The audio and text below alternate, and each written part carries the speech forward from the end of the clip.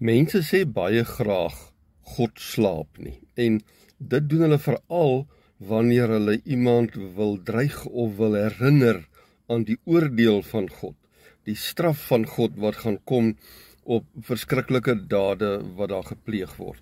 Op dinge soos gewoonweg bedrog, soos aanrandings, soos moorde, soos inbrake.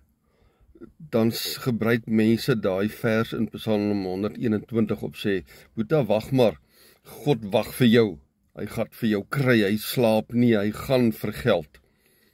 Terwyl dit nooit die bedoeling was van Psalm 121 nie, maar mense is mos maar geneig om sekere verse heeltemal uit verbandheid uit die Bybel uit te ruk en aan te haal. In Psalm 121 sê die skrywer, wanneer jy in die felste, warmste son, ander woorde, die verskriklikste daaglikse gebeure en programme lewe, dan is God daar, hy slaap nie, hy raak nie eens vaak nie, hy is wakker, hy is by jou, en wanneer jy in die nagte ingaan, die nagte wanneer die maan oor jou skyn, miskien wanneer jy in die kraanse en die klowe moet deurbring in moeilike omstandighede, die nagte wanneer jy wonder of jou die wering gaan hou, of jou alarm gaan hou, in sulke omstandighede, God slaap nie. God is wakker, hy raak nie eens vaak nie, hy is by jou. Psalm 121 is bedoel om mense te troos, nie bang te maak met die wakker God nie. Het is so jammer dat mense sulke fantastiese gedeeltes uit die Bybel so dikwels aanhaal, uit verband uit, en daarmee ander mense eintlik bang maak vir God, dreig met God. So ek nooi jou vandag, hou op om mense met Psalm 121 te dreig. Dis 'n troospsalm. Gaan troos eerder iemand wat in verskriklike moeilike omstandighede is. Gaan troos iemand wat die ergste vrees wat dalk oor hulle lewe mag kom.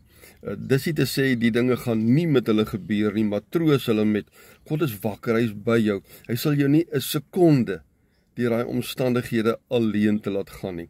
Maar meer nog, hou jy ook asseblief vas in die tyd wat kom, aan hierdie belofte, in die felste, verskriklikste dag, jou program wat jy moet deurgaan, jou afsprake wat jy met jy nakom, jou ondersoeke wat jy jouself moet onderwerp, alles wat jy moet hanteer op so 'n dag, of ook in jou donkerste nagte.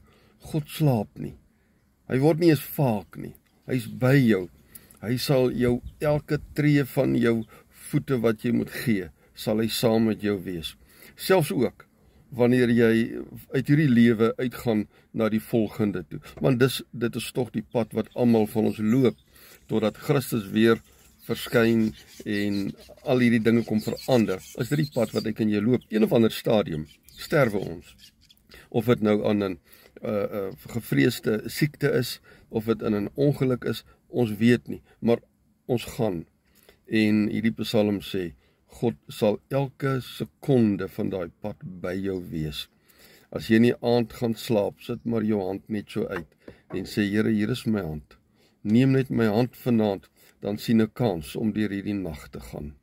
Doen dit sommer ook nou in die gees, waar jy is, of dit nou dag of nag is, steek net weer jou hand uit na die wakker God en sê, dankie Here, selfs in hierdie warm dag, in hierdie felle son, kan ek nou 'n bietjie maar in dit. Ek kan 'n bietjie 'n breek vat. Ek kan 'n bietjie 'n rus vat. God slaap nie. God word nie eens vaak nie. Hy is by jou. Elke oomblik, elke hartklop van jou lewe.